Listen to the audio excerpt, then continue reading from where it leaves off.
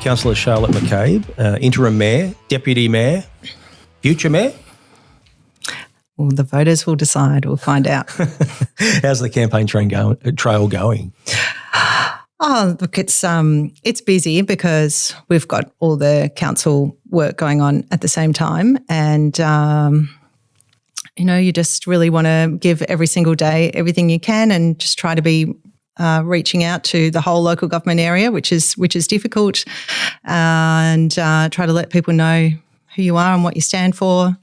So a little bit different. I mean, obviously, you're all councillors come from different wards, but with this, you've got to really branch out and know everyone's patch, don't you? Yeah. So previously I've run for Ward 2 and I was a Ward 2 councillor. So I was concentrating with that part of the local government area. Then I've run for Ward 1. Mm-hmm. This time it's the whole local government area, and that's a lot of people to get in touch with. So now you've been the interim mayor for a while. You've been sitting in the chair. Does it feel good up there? You've got it all under control? I really love the role. Yeah, it's great. It really is very similar to being a councillor, in that you're representing the community, but as in that Lord Mayor role, you're the key representation for the community voice, and that is just an incredible privilege. I've been able to go to so many amazing events and meet circles of Newcastle that I never would have come across before if I wasn't in this role, and it's fantastic. And being a Green, you'd actually be happy with the price of petrol, because it means people have to get back on their bikes and walk. It's very, very scary though. I mean, this is really shocking, and we know that people's household budgets were already at the brink, and that people are being forced out of their homes because they can't. The cost of living is mostly, I think, driven by the cost of housing, and this now has really pushed household budgets. And I heard a statistic today: 40% of people have cancelled or changed their Easter plans, like they just can't afford to absorb this. And we know that it's flowing across into all other types of people's small businesses, distributors are passing on. I heard recently a 40% increase in their costs because of they're having to pass these costs on, and it's frightening. I mean, we spoke about this last week, but I mean, we talk about COVID, what happened with that, and the fact that we were at the time we're going, oh wow, we're putting all our eggs in like China's basket, where we have to rely on some other countries. We should be probably becoming more reliable on ourselves, but we never learned anything from that period. And there have been people talking for a long time about our energy sovereignty in terms of the amount of liquid fuels that we had stored in Australia. And there has been people saying this could become very scary if for some crazy reason our supply chains were cut off. And now that's happened, and we're realising that it has very serious consequences, and we don't have an energy sovereignty in terms of our transport systems. And it's funny, I went out on Saturday night. I usually go out for dinner. On weekends we go out a lot, and there were so many people still in restaurants, still buying meals, still in bars. And I'm sort of going, they still got some excess cash there. Yeah, it does surprise me, just having had this cost of living crisis going on for quite some time. I also sometimes walk around Newcastle and think, wow, there's still some people that can but then I guess you never know, maybe that's their very special birthday night, and it's the big night that they've invited their friends. There are a lot of people that just don't get to make that choice and go out for the fancy restaurant meals. You've been in the spotlight lately, slamming the Premier Chris Mims. You want free bus services. I mean, obviously at this time of the tick of the clock, it really needs to happen, doesn't it? I was really disappointed that Victoria took that move. Tasmania also has gone with a commitment of free public transport. Recently, Queensland has committed to 50-cent buses. And I feel like that's a way, if more people can be encouraged to take public transport, it means there's more petrol and diesel in the system for our regional and remote communities where they don't have the option to get on a free bus. So I think it makes sense. I know they're nervous about how long this might go for, and they're trying. Albanese's tried a different method with the fuel excise. Yeah, but that makes it easier for people to use more petrol. Which I don't know if that's the answer. I don't know. Yeah, that's I think it's made a lot more people aware that although it's like, I suppose, pulling teeth, the government introduced the fuel excise, but what a lot of people are thinking is where is this type of help with just the cost of living? It has to come to this before the government does something where everyone was hurting before that. Yeah. So it's been our Greens policy for the public transport should be free. It's a way of assisting with cost of living crisis, but it's also a way of encouraging people not to take their cars, and that helps with traffic congestion. It helps with parking problems. So it's just a policy position that's become even more relevant right now. Also, other things too. The amount of money that our government spends, it gets out of the coffers and goes to overseas countries. And I know the humanitarian thing is so important. But Anthony Albanese was quite fine with committing $600 million to the new NRL franchise in Papua New Guinea. You see money like that going, and you think we could be spending it more wisely. I'm more worried about the corporate tax that we haven't been taxing. Like, it is disgraceful, the amount of corporate dollars that we have just been siphoning offshore. Finally, now the Albanese government said they will consider looking into our gas revenue taxing. In Norway, they've been taxing at 78%. They now have a $3 trillion future fund for their country. We're $3 trillion in debt. We have been charging customers more for their beer tax than we have gas companies for their gas. So there's been a growing demand, especially now since the Ukraine war and now this war, that those gas companies have had like a windfall profit because there's been so much more demand for gas. We should be taxing that, and there's a demand now for a 25% tax rate. There's also our billionaires. We've got 48 billionaires, I think, in Australia. They're making $600,000 a day, and we're not taxing them. 1 in 3 corporations, we are not taxing them, their corporate tax. So I'm a lot more worried about the hundreds of billions of dollars that we have just been allowing our country to disintegrate into this place of inequality, and we just need political will to bring that back. I've actually been impressed by you at being a Greens person. I've watched a bit of council time in the council meetings, and I just find you to be. I don't take this the wrong way, but I've interviewed a lot of Greens that sometimes they come across a bit wacky.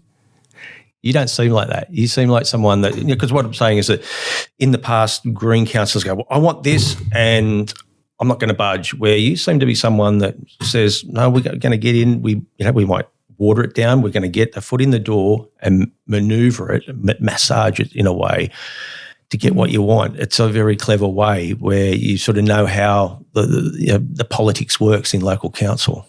Would that be a fair call? I think I probably used to be more like that. I used to be a lot more black and white, and I used to be a lot more obstinate maybe.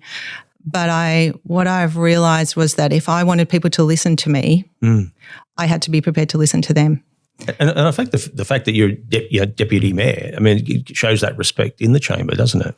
Yeah, and you do have to be able to compromise, because all of us, none of the groupings of councillors have enough on their own. So we all need to listen to each other. We all need to work together and find compromise positions.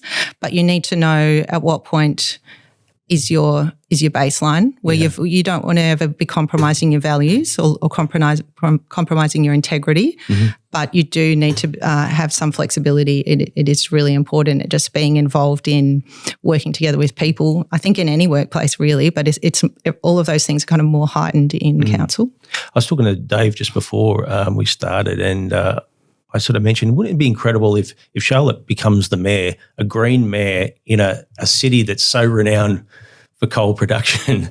It just blows your mind. I mean, if you probably go back 50 years, people go, that's crazy. It could happen. Look, we used to be the steel city. Now we're the coal city. Newcastle's always been a working class city, and it's always been a very progressive city, I think, because the workers really stood together and united for their rights.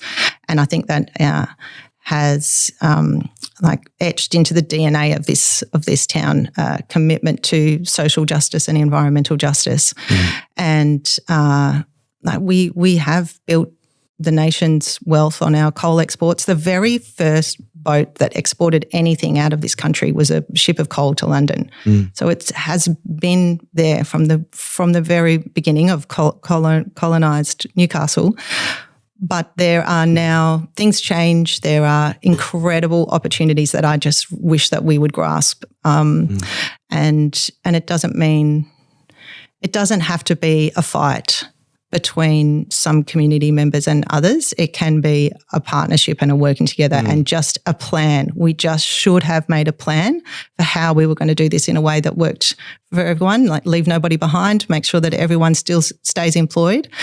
We didn't plan for this, and now it's unfolding before our eyes. So we're going to have to get on with it a lot more quickly. Another thing you're very strong on, just getting back to the buses, with privatisation of the buses, you've been critical of the model. You've said it's not delivering for the community. The experiment of handing back buses to a private operator hasn't worked. You called on the council to lobby the state government to not renew the current contract beyond 2027. Is that easier said than done? I think that council plays a really important role to advocate to state and federal governments. All levels of government are very interconnected, and our job is to represent our community. Newcastle was the first of the New South Wales bus lines to be privatised 10 years ago, and we'll be the first to expire that 10-year contract. And I think we should be the first to be brought back into public hands. There was recently a report, the Mayoral report that you probably heard about, that demonstrated that this hasn't worked. The commitment at the time from the Liberal state government would be more efficient, that it would drive innovation, but it hasn't translated for the workers, and it hasn't translated for the community for regular buses. And so there is a very strong case. 3 different reports actually, and strong demand from the community, strong demand from the RTBU union, from the workers. I think the case is very clear, and I just want council's voice to be included in that. Now you got the motion over the line in council to look to put buses back into public hands. The Labor councillors weren't united on the push for public hands. A couple uneasy about it, to going all in. That would be about, I suppose, a risk of probably directly criticising their own party in a way? It can be challenging for them at times, I think. But from memory, they did end up supporting the motion. There were just the Liberal councillors that didn't feel comfortable with supporting it. But the Minister for Transport has said that he's open to exploring possibilities of looking into options for bringing it back into public hands. But we just want him to make that firm commitment now. The contract expires in 2027. So now's the time to say, we will bring this back into public hands. We've got 12 months to work out exactly how we'll do it. The suggestion is that Transport for New South Wales should be the body that would manage it. And we just want to hear him make a firmer commitment. So I don't feel like his government is entirely opposed right now, which is that's what we want to hear. This isn't a mayoral power play, is it? It's this motion doing some political vote getting, maybe cutting into the Labor's working class areas? Well, because I'm talking about the state government, or the buses cover the whole local government area, not just. But it covers all suburbs. But also, you tell me something that's been privatised that's actually worked well. It doesn't seem to. Nothing really stands out, does it? It's always about cost cutting in the end. I think a really good question to ask is, at what cost? And people get really confused about politics, and they think it's too hard. And I don't know. It's just it's somebody else's job. There are 2 questions I think that people should ask: is at what cost, and who benefits? Yeah. And there are broader costs that aren't considered often when there's just that hard kind of, okay, this many staff, this much budget, therefore it will be cheaper. But they're not looking at the broader cost of what will the broader implications be, and the privatising of the maintenance at the Mater is another example of that. We'll certainly get into that. Electricity companies, hospitals, obviously, but the massive one that got a lot of locals. A lot of locals have forgotten about the privatisation of the Newcastle port, which was, $1.75 billion, a 98-year lease to Hastings Funds Management and China Merchants Group. That was in 2014. And I said at the time, if Newcastle gets $1 billion out of this, it's a fair deal. But it was for the rest of the state. We never really benefited, did we? Well, it meant that then we lost kind of public control over that whole discussion about the container terminal. It means that you just, things can be maybe more easily politicised when they're owned publicly, and that different state or federal governments can take things in different directions. Yeah. But in the whole, when the public own public assets and services that are for the public good, I think that's the best model, because they're supposed to be benefiting the community. And just with the Mater Hospital, you got to say it's a bit of a shit show at the moment. Mould, maggots, safety failures. And do you think there's probably a blame game to come because of the fact that it is, part private and part public?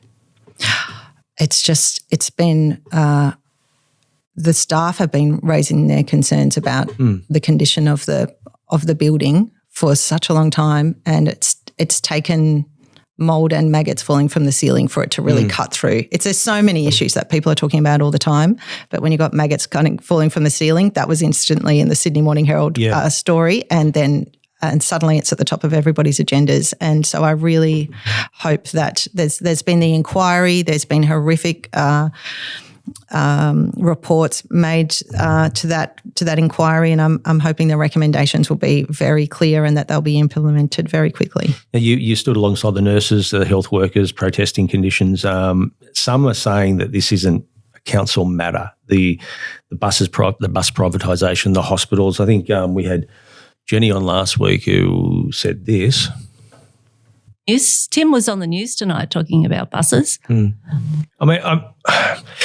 it you talk about it's a state thing, but why does council have to talk about it then? Because the Greens seem to bring it. That's the second bus notice of motion to council. There was a notice of motion about the Mater Hospital. There was one of the councillors. That was another thing I was going to bring up, the Mater Hospital. And again, I'm thinking, what's this got to do with the local council? There's a state election coming, I think. The Greens are starting to posture. I had an independent councillor ring me and vent this morning about the notices of motion that came to council because, and I agree, roads rates rubbish, but we're more than that, Newcastle. We've got a museum, we've got a civic theatre, we've got lots of things, we've got half an airport. However, it is roads, rates and rubbish. That's what people want help with. Well, this is the thing. Last week I agreed with her, but I had to think about it, and I think that I suppose people in your ward or anyone that's been stuffed around by buses or obviously this hospital debacle, I suppose more input from everywhere, including council, the more the better. Yeah. So I think councillors have control over the roads, rates, rubbish stuff. That's where we have direct and material input.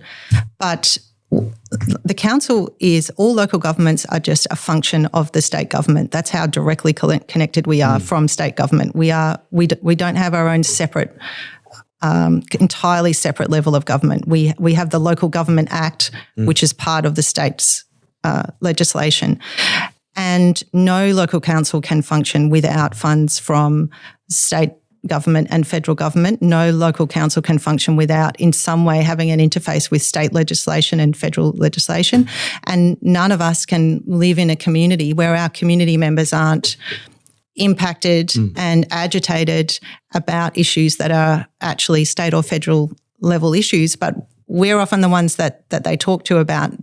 Often people don't understand which level of government it is. They just know it's someone else has got the power to do something. And even if it's just us standing there with them and saying, we agree, we hear you, we see that this is a problem for you, I think it's good for councillors to be there. And I think if you rely on individuals in their community to all write individual letters about the fact that their buses weren't turning up, that's not as much of a powerful advocacy as a whole council unanimously, hopefully, agreeing that this bus is not turning up thing is an issue, and sending that to whichever is the relevant minister. That's advocacy. That is our job. I think also too what the really it's disturbing that a lot of people knew about these problems in the Mater and sort of kept quiet. And I think in this day and age, you just don't know how that could possibly happen these days. Again, the blame game, whether it was the privatisation or the public system, who's to blame? No one wants to put their hand up. Well, it was a privatised maintenance contract, and I think people were trying to speak up. I just think it didn't get the cut through for a really long time. They were whoever they were speaking to, it was probably getting that far, and they were saying, I don't know why it took so long. I have no idea, but it definitely went on for too long. And another thing, council funds. You took a notice of motion for the budgeting, which got through at the last council meeting. Participatory budgeting means that ratepayers get the chance to decide how money is spent. This is just a trial. How does that work? Yeah, so other councils are doing it, and I'm just interested in finding other ways to encourage people to get involved with what council does and to learn about what we do and how we do it. So people want to feel like their voice matters and that they feel empowered to have their say. So we do consultation, and I think we do it well. It is hard to get people to find the time in their busy days to put in a submission. So this participatory budgeting is it could be all sorts of things, which is why it was a difficult decision in the council to make. But it could be, here's an amount of money for each ward, and we're going to sit down together and see how would you like to spend it, or here's three projects that we think we could do with, I don't know, $10,000, which is the project you'd like to see us prioritise, things like that. And then we talked about co-design as well, which is where we already do some very early engagement. It's usually smaller with key stakeholders, but co-design is where you spend more time from the very beginning coming up with the project instead of early consultation, come up with the project, put that out to consultation, get the feedback. Yeah, so it's just a slightly different process. Could this slow down the process at times for projects by doing that? It definitely isn't something you'd want to do with every single project because there isn't time and there's not enough staff to do that. You'd need to choose some that you think would be worthwhile and in the right part of the community and would connect with. It's about trying to get new people involved as well. And yes, it takes more time. It definitely does. Yeah. Just in your strategy by putting that motion in, when you put it in, were you happy for it to be softened into a trial, or did you go in hard and go, I want this over the line, but then when the vote comes back, or let's do a trial, it's like, okay, that's good enough? The wording was for it to be a trial initially. Right. Yeah. Okay. We weren't trying to you don't want to try to kind of throw something in there that's going to be a real spanner in the works for the staff. So a trial is a really good way to go. Let's test it out. Let's see what this could look like, and then if councillors and community think this is something that we like, then we can give it kind of more long-term support. Just with something like that, is there the potential risk that it could be dominated by, say, vocal interest groups that could clog it up a bit? Well, usually what happens is it's like a random selection of community members. Yeah. So it's not, whereas consultation is, this thing is out, please have your say, and the people who are really used to participating in that and keeping an eye out and even just know how to make a submission and what to put in it, they will come. This is about finding people who've probably never done that ever before. Yeah. And so you're intentionally, and council are doing that with their pop-up gazebo stalls. They'll go to events that are being held by different sections of our community and meet people where they're at, which I think is great. Yeah. But then you're just relying on them to come up and have a chat at the stall, which I suppose it's also about building trust between council and the community by doing this. Trust and understanding. Yeah, 100%. And transparency, I suppose, too. Yes. I mean, we are transparent, I think. But if nobody's looking, then they're not going to know what we're doing. Yeah. And I definitely spent, most of my life not looking at what my local councils were doing. I've lived in Victoria, the Northern Territory, and then here in New South Wales, and I just didn't ever think to go and look up council policies. It just wasn't something that was on my radar, and not many people do, I don't think. We were just about to get onto that. I just wanted to say, tell us about yourself. I mean, what's something that someone wouldn't know about Charlotte McCabe? Well, I know you're a very private person, so it's probably hard for you to answer this. I don't know what people wouldn't know about me, but I'm from Victoria. Yeah. I grew up on the Mornington Peninsula. I went to university in the city. I had a great student time in Melbourne. It was an excellent place to be as a uni student. And then I just wanted to learn more about Aboriginal culture because when I was growing up, I didn't know whose country I was living on, and everything to do with understanding what had happened with the stolen generation was happening when I was at university. It was really confronting for me. And I ended up in the Northern Territory, and I actually thought at that point that I was going to do resource management kind of work, but I found out that you could study an Aboriginal language there at Darwin University, and I just thought that was so amazing. I never knew that was possible, and so I swapped my course and did that, and then decided it probably not time to go home when I'd spent all this time learning that language. So that's why I ended up out in Arnhem Land. Yeah, I think we got a picture of you. Just in regards to that, was that your time there?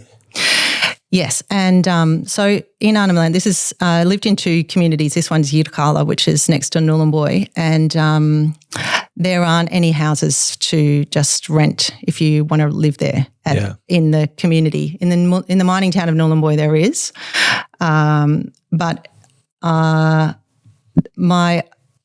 kinship is an essential part of the culture up there. So if you're going to spend a bit of time up there, you'll be adopted into a family. And the woman that adopted me to be her sister, she invited me to live with them in their home, which was extraordinarily generous because overcrowding of homes was very real at that time and still is in a lot of communities. And so they made room for us in their home, and my boyfriend at the time and I lived in one of the rooms. I ended up working at the Utakala Primary School, which is a bilingual school. Yep. And I just fell in love with bilingual education. That's why I went back to become a teacher. But that I have that photo out because that young man there was her son. And so I call him son as well, and he calls me mother. And he and his two sisters, we spent a lot of time together, and he was constantly using any object in the house as a drumming kit. He's now the lead singer of King Stingray. Oh, wow. And when he came and sang at King Street, I got that. That's why I have this photo out, because I got that photo out, and I'm just so proud of him. He is doing incredible things for his culture and his people. He's really a leader in this country, and I'm so proud of him. Was it hard for you to leave that area? It was. Or do you feel like you've done your time? It's like it's time to move on. I decided that I just completely fell in love with that part of the country and Yolngu culture and everything. And I decided to go back to Melbourne. I did my 1 year dip ed, and then I went back out to Elcho Island, or Gulliwinkle, which is where Gurrumul is from, if you know Gurrumul's music. And I was there for 4 years. And after 4 years and having my first child there, my husband and I were like, okay, we feel like it's time to go back home and be close to our family. Yeah. We actually said to everyone, 5 years max, we'll definitely be back. We just have to go and see our family for a bit, and we are coming back. And then, of course, life happens, and we didn't get back there. We got to visit. Yeah. Good work, Dave. Pulled it out. So if you're not an Aboriginal person, you're a Bullanda person. So these Bullanda guys, a lot of them as well, their dads were in the Yothu Yindi band. And so there's a really cool connection there, and the stories behind their songs and they're just talking about community life, but they're really talking as well about let's just come together and let's walk together as one, and let's understand each other, and we all just love this country together, and they're just really inspiring. And music can really play a part too, can't it? And music really brings people together, and they all really understand that. And it's super powerful what they're doing, and they're taking it all around the world, just like Yothu Yindi Band did as well. Yeah. It's like so awesome. That's great to see.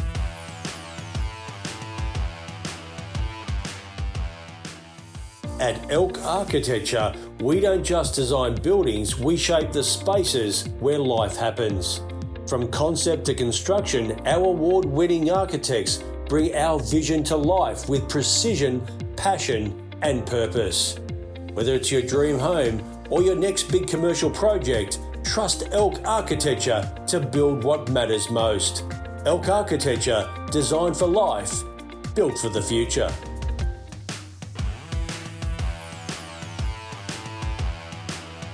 For the last 30 years, you've been involved, obviously, with environmental justice campaigns across the country, coal dust, ammonium nitrate storage, coal port diversification, offshore gas. Sounds like you're a professional protester there, aren't you? I've done a lot of it. I think you've got a Pilliga Santos picture, I think. Yeah, that feels like I wonder how many hours in your life you've protested. A lot. Yeah, definitely a lot. When I was working for Channel 10, I always used to have this thing with other journalists.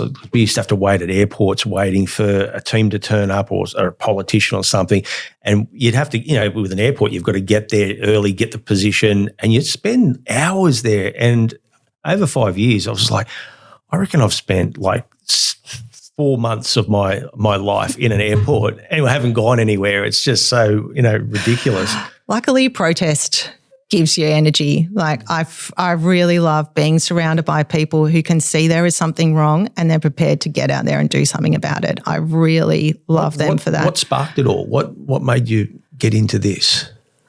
It was the Jabiluka uranium mine, and I think I had been young when Chernobyl happened, and so I just was shocked that we even had any uranium mines in the country. I discovered at that time that we had this policy that we would have 3, and I knew that Kakadu National Park was a really special place in this country. And we'd just been through the whole Mabo thing, and that we were going to try to respect Aboriginal people now, but we were jamming this uranium mine into Kakadu, and I could hear that the Mayoral people were saying that they didn't want it, and it just flicked a switch in me. I was actually obsessed with theatre and music and dancing and things until that point, and I just had always thought that all of that stuff was somebody else's job, and I suddenly realised that's my responsibility. We all need to do something about that, even though I was on the other side of the country. And so it started there. It started with uranium, yeah. We're going from one protest to another, rising tide. You're passionate about this.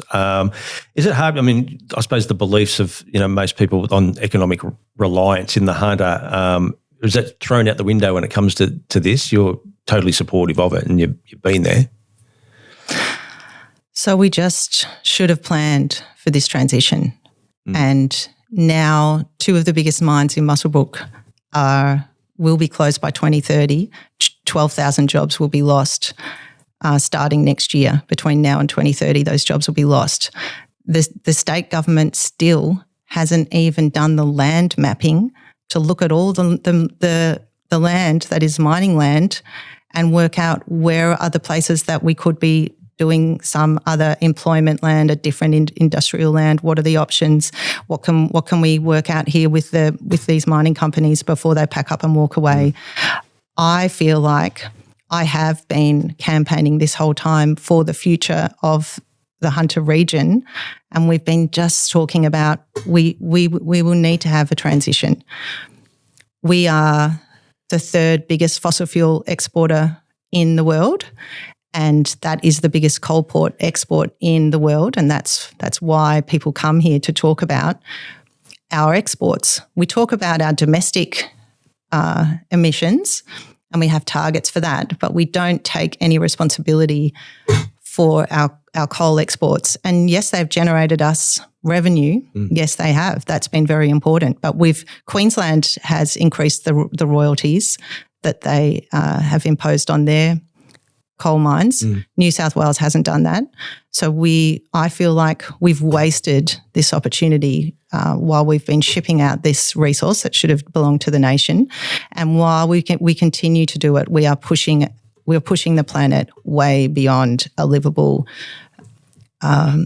climate, and we just have to stop. Do you feel that for a lot of people that there's no doubt, the transition, has to happen, but I think a lot of people are critical of how quickly it's getting rolled out.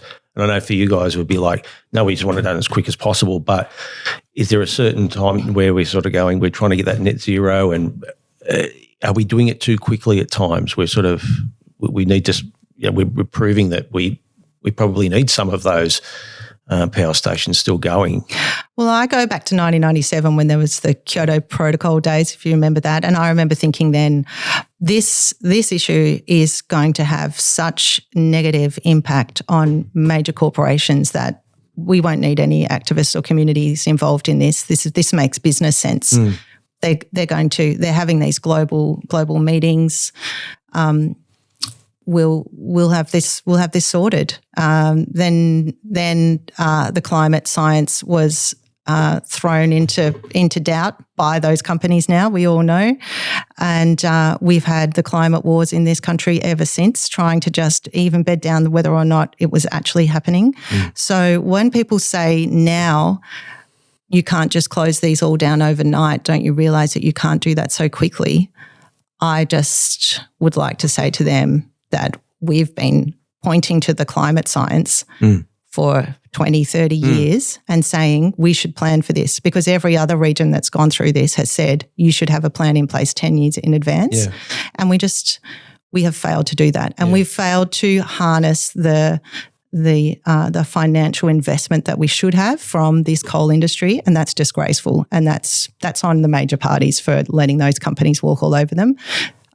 That window of opportunity is almost gone. I really hope now that we at least start taxing these gas exports, and I think we could still increase coal royalties.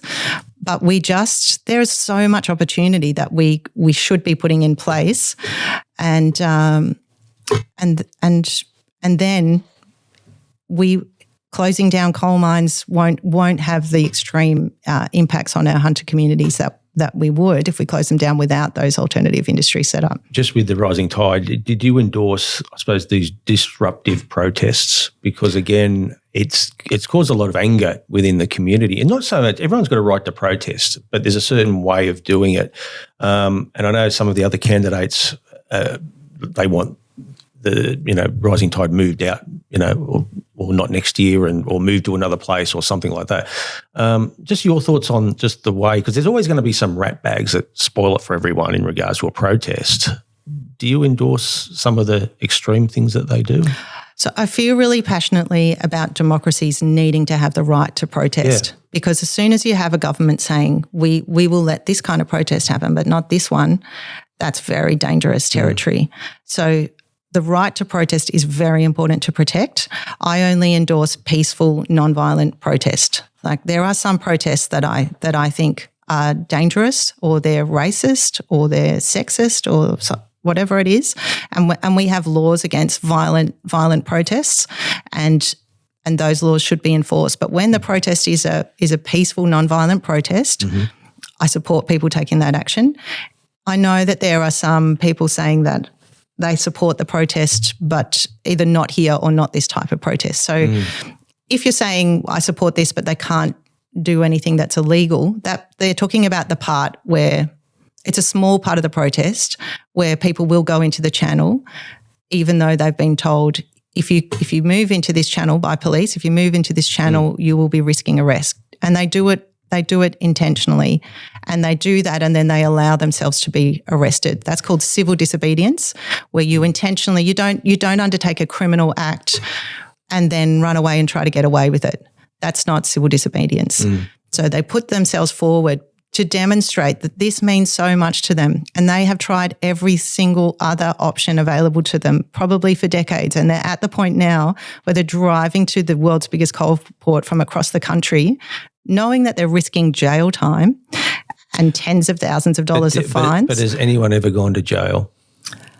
Well, then ultimately when you're arrested and the police say, okay, you've broken this law, ultimately who decides if that law has been broken is the courts. So far, there's a bit of a backlog of people who've been arrested, but so far the courts have said you didn't actually disrupt. You're arrested for disrupting the channel, the port, but actually we find that your actions didn't disrupt it. I don't have the right terminology, right now for the findings of the court, but people aren't going to come to Newcastle and just have a concert at Foreshore Park and feel like they have sent the message to their government that they want to send. So I suppose in a way it has worked because it does get publicity every year, doesn't it? It's supposed to protest is sending a message to a decision maker. That's why you do it. You don't do it to have a picnic in the park. You get together because you're trying to say something to somebody. And I fully understand what they're trying to say. Like we are in a very scary time. We have extreme rainfall events, extreme flooding events that are seriously impacting our community. People can't afford their flooding insurance anymore. Our coast is eroding away. We have extreme bushfires, and people are dying in these floods and bushfires. Our food security is being put at risk. It's very real and it's very imminent, and it's about to cross tipping points where there's no coming back. So people are really freaking out, and I understand. I totally understand why they want to undertake this type of protest. Well, on the other side, there's a lot of common arguments. Is that even if Australia hits net zero, countries like India, China dominate emissions. So why cripple our economy if it barely moves the needle? Well, I don't think it does need to cripple our economy. This is what there is so much opportunity. There are reports out there saying that the economic benefits of the hunter could triple the economic outcome if we would just transition into renewable energy. So everyone's talking about, what about all these renewable energy components that are being brought into the port? Doesn't that make you think that we don't need to do these protests anymore? That's all well and good. That's just for our domestic renewable energy, which is 1% of global emissions, while we're exporting a third largest exports in the world. So one is not offsetting the other there. They're very different things. And all of that renewable energy componentry, we missed the boat. We should have been making that up in the Hunter when we kept on saying, please set up these new industries. We should have been making them up there. So, sorry, to go back to your question, are we risking economic destruction? There's still renewable energy opportunities. There's circular economy opportunities. We already now know that the big drivers of economy here in Newcastle is things like education, health, IT, finance. There is a lot of work there for our community. And for the Hunter, there are huge opportunities. We need government investment put in place. There's this Future Jobs and Investment Fund, which takes coal royalties. They've been putting them aside for many years. They've not spent a single dollar. They've just been leaving them there in the bank account. Now they've finally said, okay, we think we're ready. We're going to spend $25 million a year on 4 coal regions in New South Wales. That is honestly may as well be nothing. Newcastle Council's budget's like $450 million. So they're saying $25 million for the whole state to get some new things in place. Like they're not contributing enough. So then there are no other jobs, and that's why those regions just want to hang on to their coal mines because they've got nothing else, and it's not their fault. Staying in the port, this time we're going to Queen's Wharf Brewery, or the Queen's Wharf area. The empty building at that site sits behind the Stockton Ferry, a real eyesore at the moment, but a great opportunity and a real important decision to make in regards to how we go forward. And the fact that the Queen's Wharf Brewery's lease isn't up to 2037, I think it is that a stumbling block in regards to this? Because, again, really you want to use that whole area to design whatever we're going to do there. Yes. So it has been a problem that it's been there for so long. But one of the issues has been, the ferry staff need to use their office and their facilities are in that building. So that's why it's taken a while to demolish. And yes, it would be ideal if we could do the whole both buildings at once. But the fact that license is there, it's really up to that licensee to be in conversations with the council about whether or not they'd be prepared to wrap up their license earlier. And we'll just have to see. Yeah, because it's a shame, because again, you really want to do it all in one, encompass it all. But I think that would be the ideal scenario. What would you like to see there? I mean, we've seen what can happen with the new Sydney fish markets. What would you like to see? Because it could be it's in that spot, isn't it, where this could be a real showstopper, And I think it's something that a lot of people should be putting a lot of thought into it. Yeah. I think it's a perfect spot for hospitality, but that's probably because, that's what's already been there, and it feels right that something like that should be returned. But what else and what it would look like, I think, and it already has a bit of a public space around it, but I think keeping something like that a really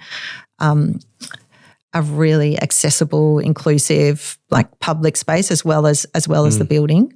I'm really open to ideas. I think we need some really good thinkers, good architects, good minds to come up with suggestions. You mentioned restaurants, like a commercial type of premises, but you are against anything like that at Newcastle bars, aren't you? No. So there are some people that their feedback is they feel that the cafe kiosk is too big, but I don't think that it is, personally. I think the location where it is, sometimes it's going to be extremely hot, extremely windy, or very rainy. And I think being able to go inside, so there are the two sides of the baths, and one side has been demolished, or has had to be demolished. So that is the side that will be now the change rooms. And the one that's currently the change rooms will be a cafe kiosk area and a community space that can be hired out through council, like a council hall or something like that. And so there'll be a fair bit of room for people to be inside when they're getting their hamburgers or ice creams or whatever. And I think that's okay. I think it's I tell you what, I'm worried about that facade. All that weather that we had, that the waves, it was just coming in. You're sort of sitting there going, how is that still up? It's a real worry. And people were worried that if we invest all of this money fixing up the facade, why are we doing this here if we have such, and like, this is climate change. We have got rising sea levels and we've got increasing storm events. But I asked the staff the same question, and they said it's designed so there are glass doors, but there are slot-in metal panels that will be installed whenever there's a risk of waves coming up that high, and all the power points will be built up high, so that it will be a space that's designed for possibly storm events, bringing some seawater in. So they are designing it for extreme coastal weather. Parking in Newcastle, it's always been a problem. 30 minutes. Will that make 30 minutes of free parking? Will that make much of a difference? It's Declan on the campaign trail. Yeah. Look, Zone 1 and 2 already have 15 minutes free parking, and it's $5 an hour. So for an extra 15 minutes free parking, that's $1.40. I'm not completely opposed to it, but I don't think it makes a huge difference to people's, hip pocket, or is going to free up parking spaces. So people, I know that it is a big issue, and that's why it's really becoming a definite campaign topic this time round, and Newcastle is a peninsula, so we're not going to be able to make any more parking spaces. In order to do that, you have to build a high-rise parking towers, and we already have a few of them, and they say that they're not full, and some of them are cheaper than $5 an hour. From a little bit of research that I've done, there are some that are $3 an hour. So I know that we all like to just park in front of the shop or the restaurant that we're going to or whatever it is and just jump in and out. But if you're going to Melbourne or Sydney, I think we accept that you're probably going to, if you're taking the car in there, you're probably going to have to find a parking high rise to park your car. So that's where Newcastle's getting to. We are the second biggest city in New South Wales, and I think we'll have to just adjust our culture a little bit and be parking more inside. There's so much happening in Newcastle, so many new buildings. So an interesting read this was back in 2018, the Newcastle Herald, Matthew Kelly, where the former Lord Mayor, there's like Jeff McCloy pinpointed spots in Newcastle that could have been a way of alleviating the city's car space problem just a little. The lack of parking in the city is a major problem. It's chaos trying to find a park, he said back then. Nothing much has really changed, although some of the spots he pinpointed obviously wouldn't work now. But, I mean, we talk about the post office, the previous podcast with other candidates, and I was pretty stern on the Awabakal Land Council in regards to they acquired the post office in 2013, sold it for $3.5 million. But the Newcastle Bowling Club site, which is also was claimed by the Awabakal Land Council, there's a site there that just sits there dormant. Could there be some sort of makeshift lease to maybe open up some parking up there? Because it doesn't seem like they're doing much there at the moment, are they? It's about to become an amazing land council office. They've got their plans, and they're getting much closer. So that's going to be really exciting. I don't know if you've been to the Warramai Land Council building, Mayoral. No, I haven't. No. Oh, you definitely have to go. I don't know if they're styling themselves exactly on Warramai Land Council, but they've had a huge job to do, and I know it's getting closer. It's going to be really great when that's open. I mean, just on that site, back to the Newcastle Bowling Club site. I was talking about the Burwood Bowling Club. No. Sorry. No, I'm talking about the Newcastle one, the top of Watt Street. Yes, that's just a vacant land. But again, like it's just sitting there, and you can probably get a lot of parks there, and it's almost like I'm not going to say use it or lose it, but again, could there be a deal struck out in regards to making something up there for parking? I'm not sure of the cultural significance of that site, actually. I've not asked any Awabakal community members about it, but people are pretty passionate about their green space. I don't know how they'd feel about that turning into a car park. There was what was it? They were looking at putting affordable housing in that area, which is, I suppose, right down your alley as well, as a stopgap solution for the parking, I suppose, is what McCloy outlined at the time as well in that article.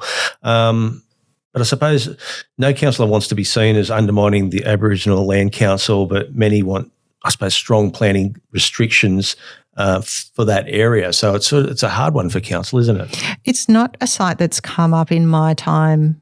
I remember something about a conference centre that someone proposed there that didn't end up happening. That's the last. That's the last time I was around for something that being proposed on that site. So, I don't have much more to say about the possibilities there really right now.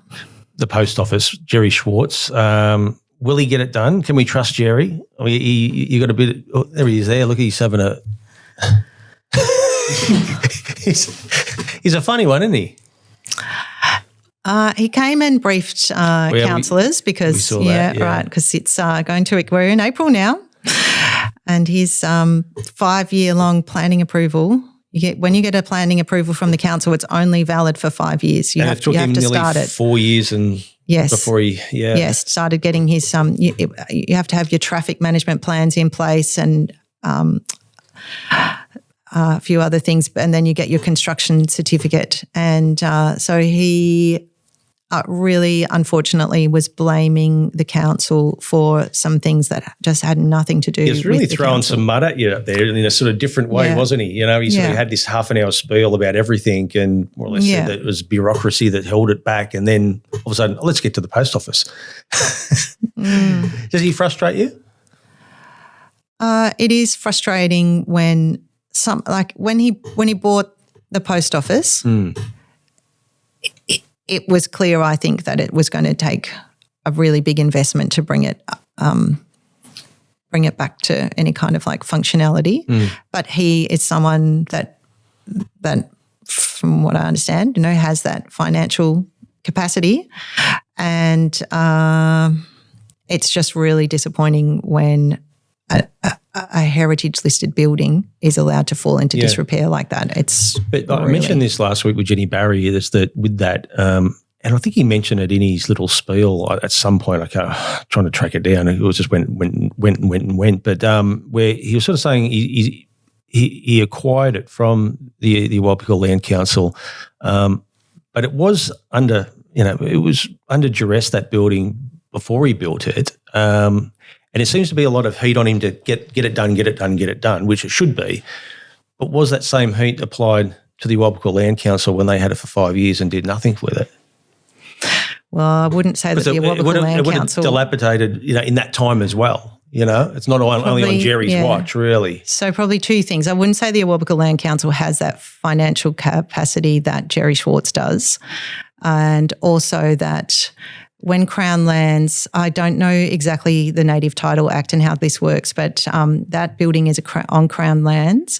And when I think it was something to do with when it was returned back to the state government, at that point, land councils have the option to make a claim. And, in a part of the country where you've got a city covering all of your land, and you've gotten nothing out of it, I can totally understand why. Any time that native title allows you to put a claim in, that you would, and then I have no idea what process they went through then, if they looked at trying to do something or what happened. But it doesn't surprise me that the decision was we probably should sell this instead of trying to develop it ourselves, because it's a very complicated, difficult, expensive I always have this feeling, though, that when they make a land claim, it's sacred land. But then sell it. It doesn't seem to be so sacred if you want to sell something, if it was so important in the first place. No, that's not my understanding of sacred land. Not every single centimetre of land is sacred. Like, some places have a significance more than others, but it's a Awabakal land in the Awabakal Land Council's space, and so in order, our government has treated First Nations people here disgracefully. We still haven't acknowledged that we've colonised and stolen their land. We're the last nation not to steal. We still don't have a treaty. I think if there was a treaty in the yes vote, would that have made a difference? Well, that's kind of different to a treaty. That was to have a body just to consult in the same way that the Gurukai Committee does. Newcastle Council has a very similar setup where First Nations people are on a committee and they advise the council on First Nations related issues. That's what this voice was going to do. It wasn't going to control the government. It was just going to be a way for representation of First Nations people from across the country to give advice to the government. And unfortunately, this country voted against it. Why do you think they voted against it? I think because at the start there was a certain time with the polling that it was going to get over the line. What turned it? I think there was a lot of misinformation that was being spread around about what it was going to do. And misinformation or not enough information? No, intentional misinformation and disinformation, intentionally confusing people. I feel like I've blocked out of my mind actually that time, because it was horrible, a horrible, horrible time. I can't even remember now what people were saying that it was going to do, but it was ridiculous. I do remember the part about that this is going to control the government. I can't remember what else it was, but they were intentional untruths, and it was a really disappointing moment for our country because I felt like it was time for us to take another tiny baby step forward. We are unbelievably fortunate to live in this incredible country with the oldest living culture in the world that has so much to teach us, so much amazing information and knowledge and understanding of this country that we love to live in. We can understand it to a depth that is so much more than what we can understand when we don't connect with this culture that's been here for 60,000 years. Like it's to our detriment, and we made a horrific mistake. And I try as much as I can to right that greatest injustice of this country. It is.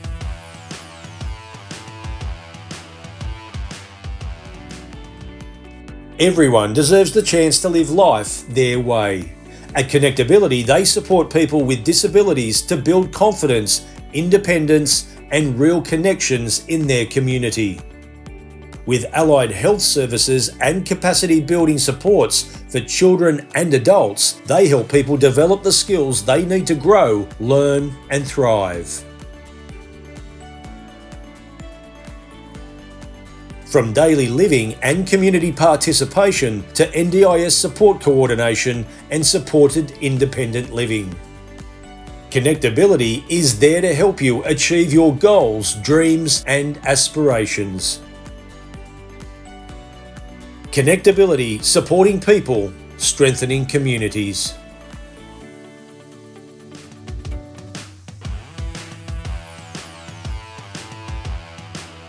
Beaumont Street. Lots of dramas in Beaumont Street, lots of ideas, Opal Gates, CCTV. The Opal Gates, to me, it's like moving the problem to somewhere else. You know, Jenny Barry mentioned last week that, you know, it's because they're stopping at Hamilton Station and they're getting free food. And I questioned her about it, and it was like, is there some sort of charity place near the park where they're getting off to eat? And my question, why don't we just move this free food thing if that's the whole reason that they're getting off at Hamilton Station? Or is there more to it, do you think? I think there are a lot of community organisations and not-for-profits that have come to find the people that they want to help. Which is a great thing. They don't set up at, I don't know where, at the Katara shopping centre and serve free food there, because the people that they're trying to reach aren't there. So these organisations come to where they know that their people are. That's why they're there. Because I used to be a Ward 2 councillor, so Hamilton is an issue that has been something that I've been involved with since that time, and I've always really supported dealing with the short term, but also the long term solutions, because I don't think it's right for us to just move things somewhere else or just deal with it with a tough on crime kind of approach. I really want to understand what is creating these problems and how do we deal with it at the source. How much of a slide, since you were a Ward 2 councillor, have you seen that street go into? I think it has gotten worse since I'm my fifth year as a councillor, and I think I think the behaviours that people are concerned about are caused by the drugs that people are taking and their mental health, which is related to the drugs that people are taking. And that's a sad thing, but that's the thing, is that it's not going to, no CCTV or Opal Gates is going to stop that problem. It's somehow trying to break that cycle, and that's another thing altogether, isn't it? Yes. So the CCTV is not to try to prevent things from happening. It's there so that when something happens, the police will view that footage and then they'll be able to find those people. But if those people then aren't helped with their addiction or their mental health, they'll be back there tomorrow. Yeah. So it doesn't. It's like a cycle. And I think we mentioned it last week. I mean, they see the crime getting committed. Yes, the person might get arrested, goes to court, but then this person's probably done 3 other crimes since then. It's not going to it's just showing that, this is what he did, but it's not, again, stopping that cycle of the drug culture, which is happening in Beaumont Street. It's actually really sad, actually. It's really sad. And frightening too, because even through the day, you might be dining out in the street and there's people walking past and you go, geez, it's I don't know how you would fix it. And moving them on isn't the right thing either. It's not. I've just found out that there was an ICE inquiry in New South Wales, and it took some time, but there were 109 recommendations were made, and the government agreed to 89 of them. So I'm now going to sit down and have a look at those. And just from having a very quick scan, one of the things they said was to treat this as a health problem. And I think that's really what I'm trying to say, is that we should be treating this as a health problem. Yeah. And I've heard our Newcastle police say that when they turn up, when they're given a call because someone's behaving in a way that's scary and frightening, I really appreciate how frightening it's been for the business owners there. But when the police show up, they can see that they're not the right person to respond, that they need someone who's a mental health expert to be there. So they sometimes need to wait for an ambulance or somebody else, and they feel that that's a challenge for them to get the right people to come and help this person. And then I'm worried that we don't have enough mental health beds for them to go to, and I'm worried we don't have enough drug and alcohol addiction clinics. And I really tried to find out, what do we have here and what's that like compared to another city or population of our size? How under-resourced are we? And it's really been impossible for me to get the answer. I'm still trying. I don't know. I drove past Stockton Hospital every day and go, look at that, it's empty. Like, what are we doing? I mean, affordable housing, it should be, something should be done there. It's just sitting there to rot. And again, what you just mentioned, that could it be reopened, There is a plan now. I think they are going to open it up as affordable housing, but if there's no one there starting to do the renovations, I don't know why, but yes, immediately as soon as it was vacant, people were asking, what else could we use this site for? I have to go and check now. I can't remember what the plan is. Party politics. I mean, we've spoken about this a few times on the last few podcasts. Obviously, there's a lot of obviously you want to be the mayor. Gav wants to be the mayor. Declan wants to be the mayor. Jenny, Milton. Yesterday, Declan did a video, a reel that was put online, and I just want to see what you think about this. There was an interesting interview on ABC Radio yesterday. Gavin Morris was asked to name a single original policy and said that he'd put up a full platform that day. Obviously, you've put out this media release and we're having a conversation with you following Declan Clawson putting out this announcement and this policy idea. Are you struggling to find a way to articulate an original vision rather than reacting to other candidates' policies? Look, what I want to do is a plan. This is all about planning. I'm not going to say that I personally have the overall solution. And to be fair, something did go up online. But what was forecast as a downpour has barely turned into a sprinkle. There's been a lot of language, but not much substance. And a lot of it is just rehashing what council is already doing. And frankly, a lot of these ideas I've already put forward and delivered for our city. There's a difference between having ideas and actually delivering results. Because in Newcastle, the Lord Mayor is just one vote. You only can get things done if you can build a majority and get decisions through council. I've put forward a clear plan: affordable housing, a special entertainment precinct, $2 pool entry, and 30 minutes of free parking. Practical steps that make a real difference for Novocastrians. This election is about who can actually deliver. Right now, we're seeing lots of language and not much substance. What do you think about that? I think in our own lives and in political life, we all just make choices about how we want to show up. And I have made a really intentional choice, and my Greens team, my Greens local group, that we want to participate in positive facing campaigning. We do want to talk about what the solutions are. This is the problem we identify. This is the solution that we identify. And I will be critical of state and federal governments, and I will be critical of council policies and maybe councillor ideas, but I won't. My way of trying not to turn it into a personal attack is not to name people personally, and I also try to, in the chamber, if I'm going to disagree with someone, I'll let them know first that I'm going to do that. And I'll give them the heads up. Like, I know you're going to bring this and I'm going to respond in this way. I want to let you know so that they have the opportunity to maybe try to convince me or, say, would you mind just saying it this way instead or whatever it is. So we all just find ways that we participate in this political space, I guess, is all I can say. I know you see this in state and federal politics where it's mudslinging, but I don't think I've ever seen someone running for the mayor and then targeting another candidate.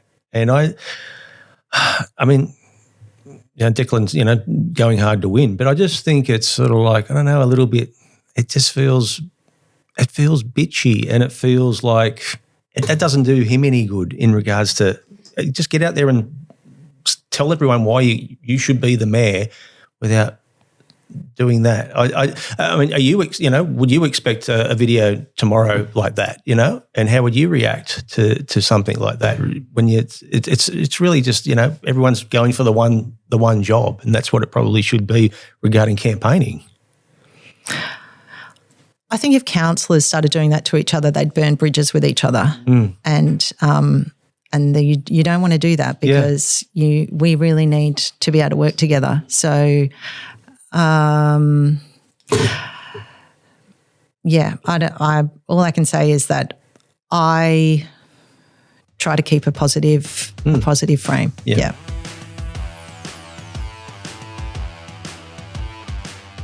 Tired of missing out on the best properties?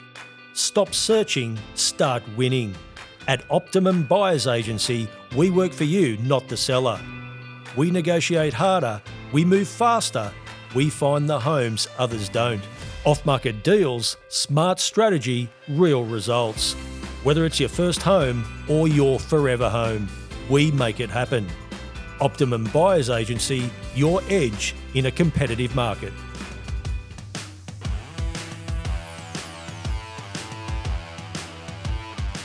Get some random picks. Here we go.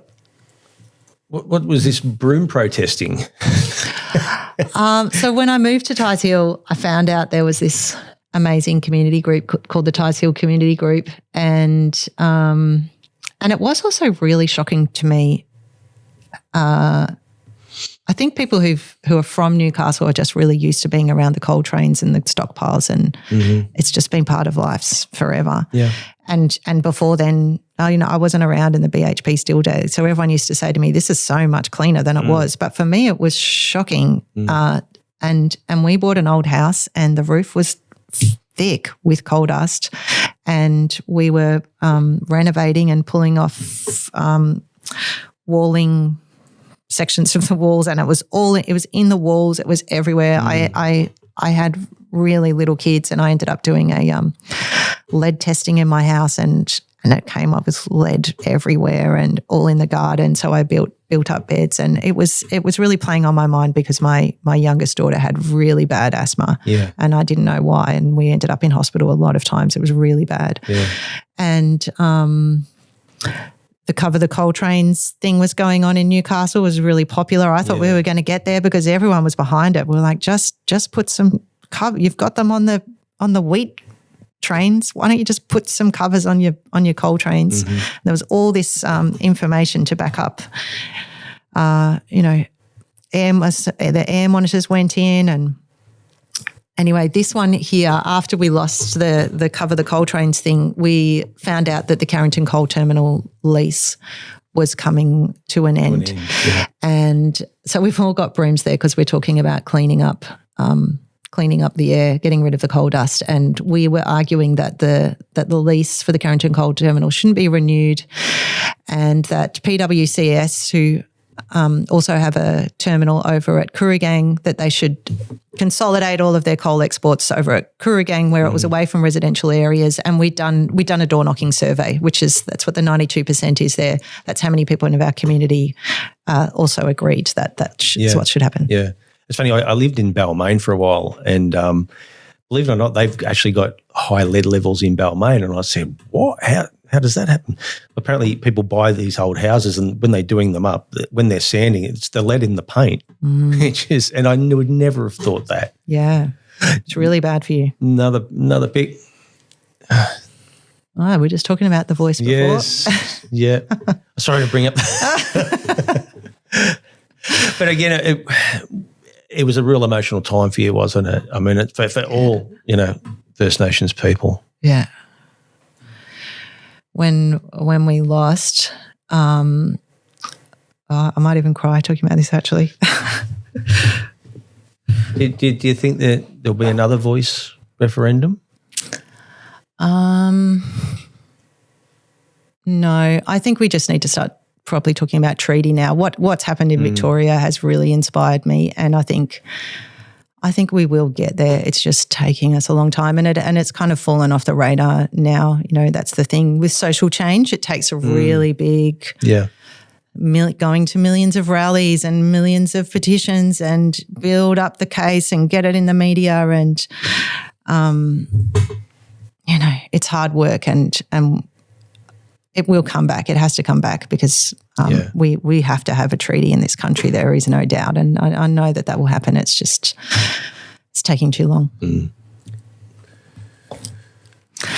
Yeah, so this is when we then went to Elko. That's my house in the background, and that's my daughter when we were there until she was 1.5. And there's no prams back then? I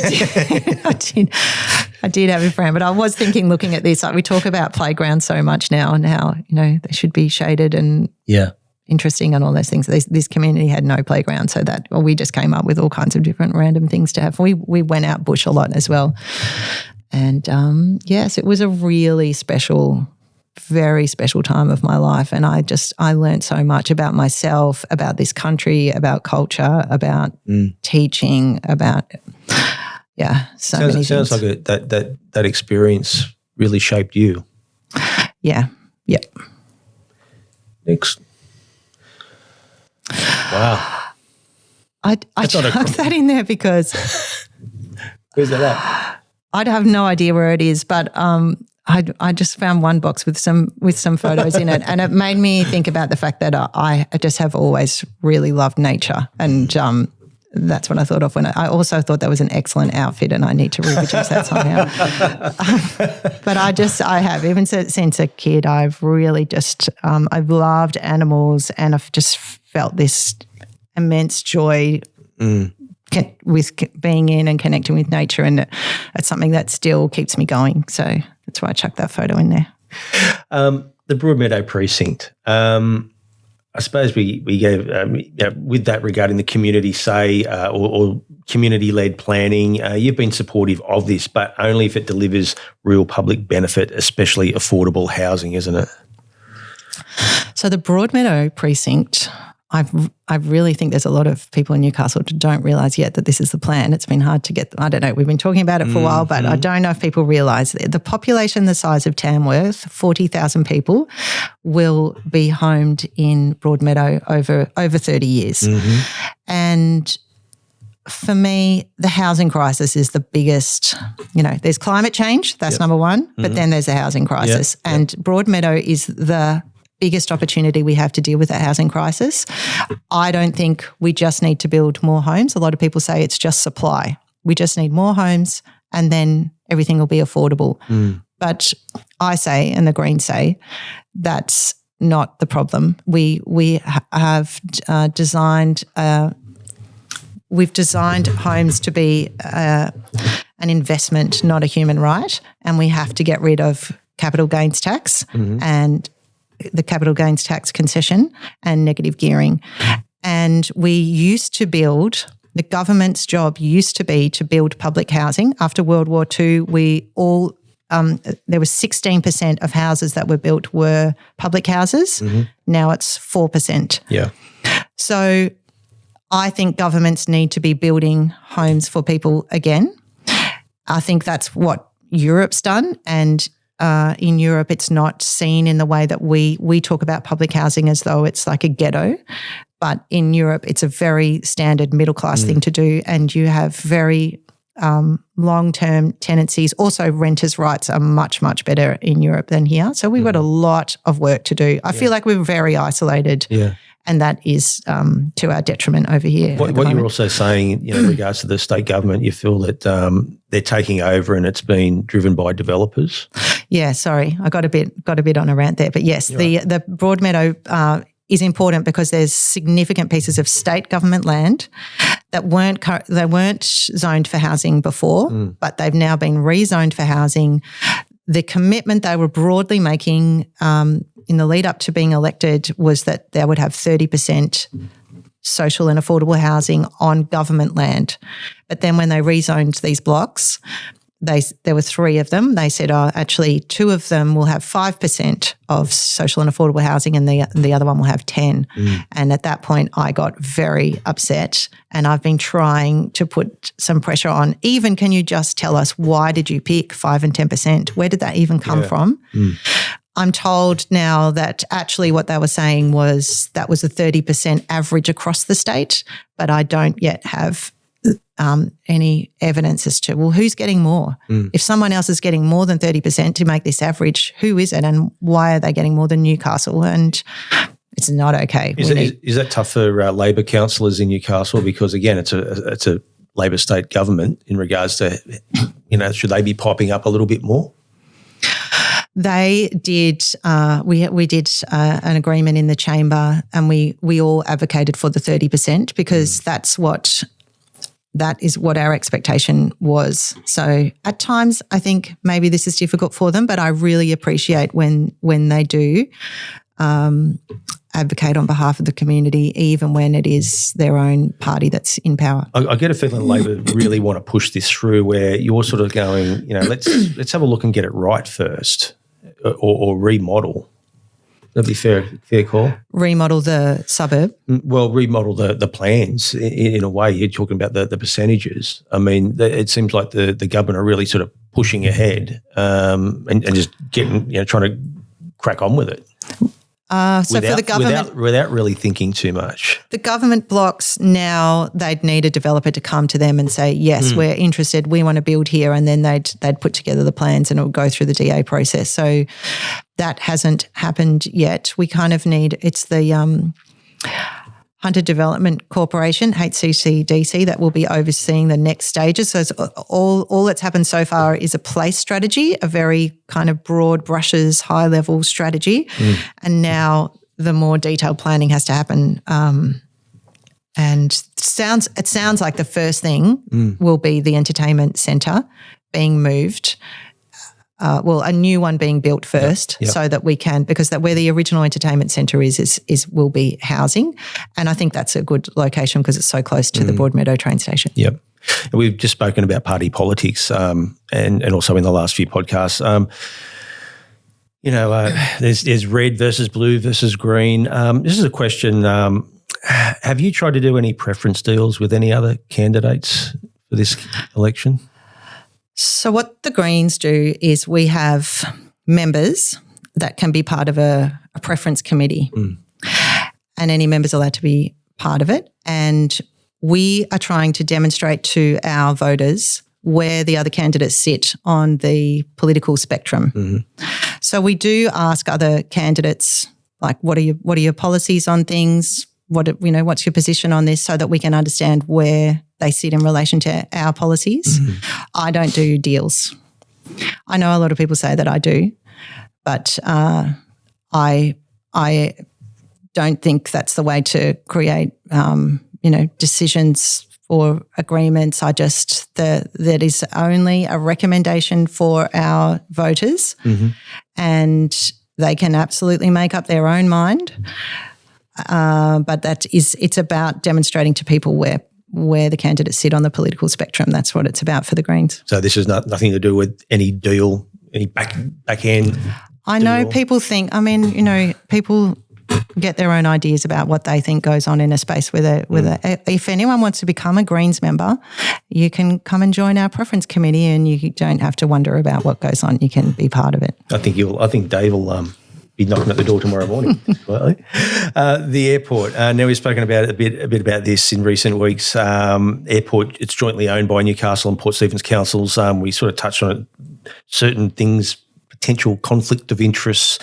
But the Kongsberg deal, for people that don't know, it's a partnership between the Australian government and Kongsberg Defence Australia.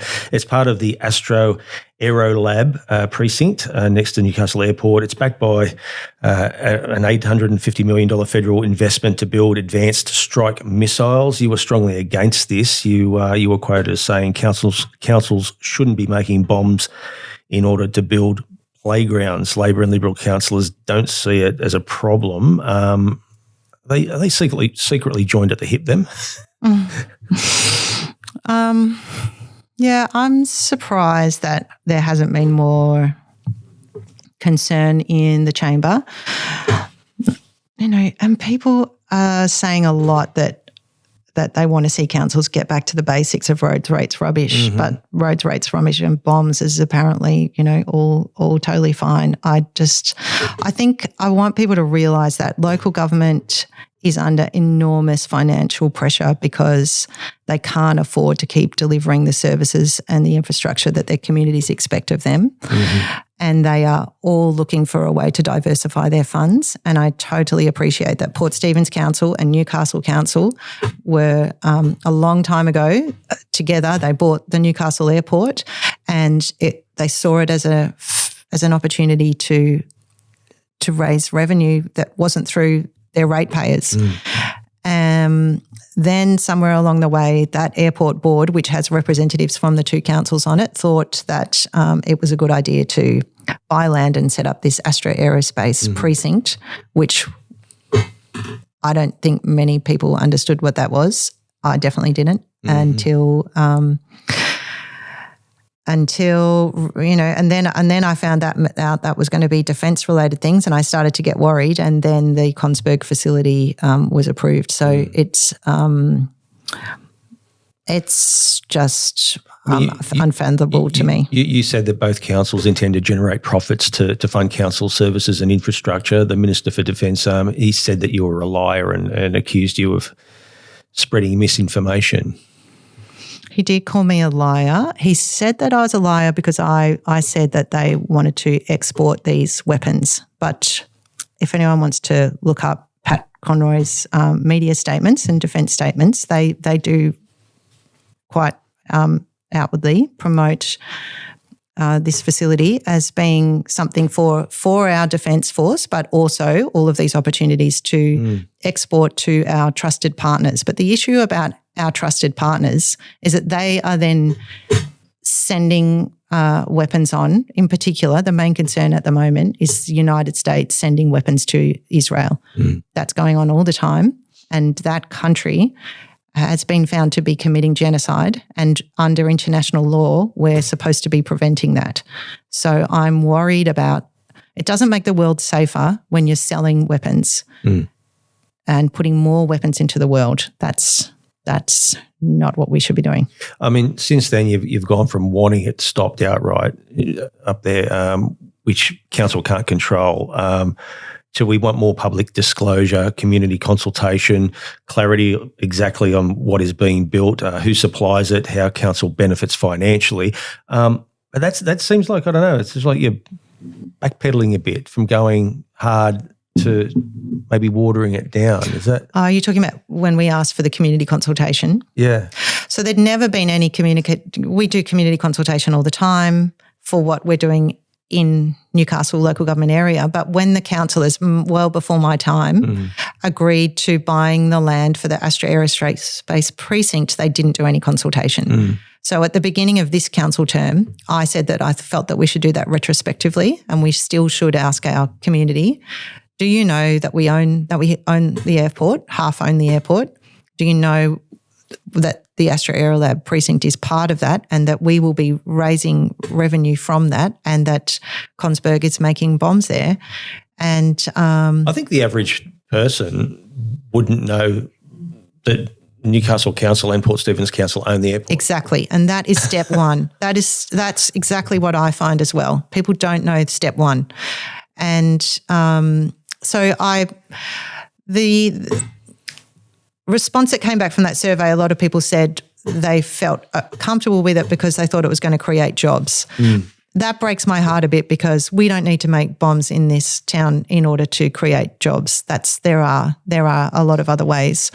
And so I think that we don't have a population that's particularly we're very, very, very critical of government, especially council. We're not critical at all of defence policy and defence strategy, defence investment, hundreds of billions of dollars for the AUKUS submarines that we most likely will never see, the fact that we are pumping public funds into Trump's wars and making our own country more dangerous, I think. There's no criticism about that, and I have not given up on that issue at all. And I think I've just got a huge education piece to do with the community about where our money's going and what it's doing. I mean, if you become mayor, I mean, there's a lot of things up at that airport. It just seems like it needs to be looked into a bit harder. Is that something you would look at? There was a lot of talk about financial concerns, but what happened was the airport was building an international terminal, which cost a lot of money, and at the same time they were undertaking big investments at the Astra Aerolab precinct site at the same time, and they stretched their finances, and I think they were looking at. Well, there was more that they would like to be doing, but could they stretch them even further or not? And I think, at that point some paperwork got leaked, and there was a whole thing as well about whether or not the councils would have to bear the burden if the whole thing became bankrupt. But that was never true. It is stitched up so that any financial liability is just with the airport business, and they are going to be a very successful international terminal, and unfortunately they are guaranteed to make a lot of money from establishing a defence precinct. I wish that was not the case, and if they were under financial strain, I'd be telling them that they should sell off parcels of that land, but it's not true, and it was checked multiple times by multiple independent audits, sources and the like. The New Lepton Heights land slip, that's another big issue with council, isn't it? You still got to wait for more reports, all that sort of stuff, but it's cold comfort for the people that's moved out, isn't it? It's the biggest residential land slip in the country. Yeah. It's a very big deal, and it took 12 months for the state government to recognise that they needed to step in. Like the council, local governments are not built to deal with land slips of that size. And we have a state body called the Reconstruction Authority that is supposed to be about supporting communities when they deal with natural disasters. That storm in May was a natural disaster. It was identified as a particular. And with winter coming on, there's going to be more rainfall over the next few months, possibly, which again could impact other houses. Hopefully not, but it's not going to go away in a hurry, is it? That site, it was really interesting hearing from the geotechnical report writer who briefed councillors about the soil type there has got a lot of clay, and clay plates, once they apparently usually stack up and hold each other together, but when they fall on their side, they don't stand up again. So, look, now we're in a very different situation. The state government, after that geotechnical report came through, they have stepped in. They've offered financial assistance for temporary housing for all of those residents for another 12 months because all of that was about to expire from their insurance. They're looking at they're talking about demolition of the houses that are impacted and then working out the future of the site. So the state government and the council now are working really closely together, but it took a long time, and it was, I cannot imagine what it would have been like to have been those residents, just horrific. Absolutely shocking. Now, another thing, the Link Road Forest, firmly against it. That's the Link Road rezoning, Eden Estates, 4,000 homes. The ecosystem would be in all sorts of bother. I just don't think we need to continue the urban sprawl, developments. It's important to build houses, but we need more homes, but we need homes that are close to jobs and services and open green space, and we don't need to create new homes by getting rid of the last remaining pieces of habitat. Also there at that point is really important habitat corridor for the green corridor that connects all the way through to the Wadigans, and that's why we are in particular really the Link Road Forest campaign wants to turn that area into a national park, and I think the council fully supports that. You were, again, critical of the state government. Geez, the state government, they must have voodoo dolls who used to sticking pins in you. You were critical of them for fast-tracking rezoning. Were council sort of shoved in a corner for this one? So originally it's partly on Lake Macquarie Council land and partly on ours, and it was going to be a council decision, and the developer was applying to us, but then the state government decided when it's a state significant development, they take the planning control, the decision making powers. So they decided that it was it's actually their assessment now. They're going through that, and we again are just standing with the community and supporting them in and I hope that they will listen to us, and that they won't approve the development. Well, you've got a big job on your hands. You're running for mayor on April 18. I suppose you've got to appeal to the working class suburbs, Labor voters. Are you trying to redefine what a Greens mayor could look like? Well, we haven't had one in Newcastle yet, so I don't know if I can redefine it. In people's minds, I suppose, I think people have been able to see who I am and what I do as a councillor for 5 years. They've been able to see the type of mayor that I'd be, because I've been in the role since late October, apart from 3 weeks where Ross came back in January. And,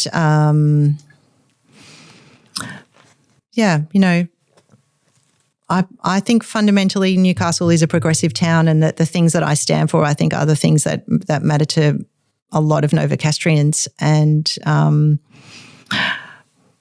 all I can do is just, put my hand up and say, I'm running for mayor. Charlotte McCabe, thanks for your time. Thanks so much for having me. Thank you.